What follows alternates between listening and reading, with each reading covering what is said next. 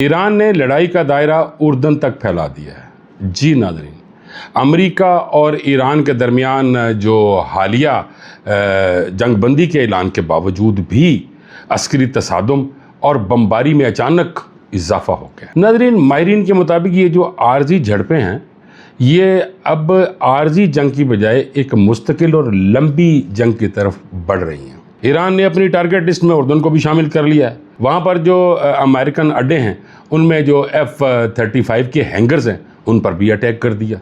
मेरे ख्याल में ईरानी फोर्सेस इस वक्त अमेरिका के जो अड्डे हैं उनको चुन चुन कर निशाना बना रहा है और लग ये रहा है नाजरीन कि ये जंग वाकई किसी मुस्तकिल जंग की न न चल पड़े।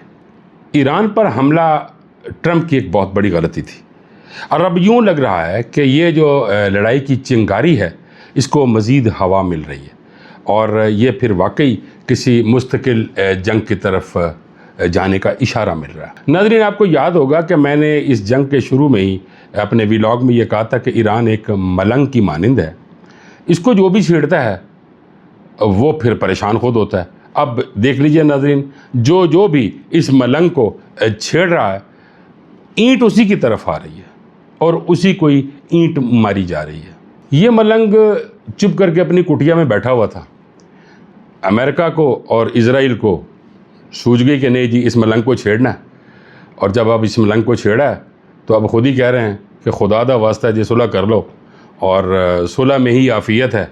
अब कहने का मकसद ये है कि ना छेड़ मलंगा नू, ये कहा था ना, अब छेड़ लिया है तो अब भुगतें। ईरान ने उर्दन को तो निशाना बनाया ही था, लेकिन अब कुवैत में अमेरिकन अफवाज और बहरीन में अमरीकी बहरिया के 5वें बेड़े को भी निशाना बना डाला है। अब ईरान भी ये सोचकर मैदान में कूद पड़ा है कि जो होना था वो तो हो गया और होड़ जो होएगा देखी जाएगी।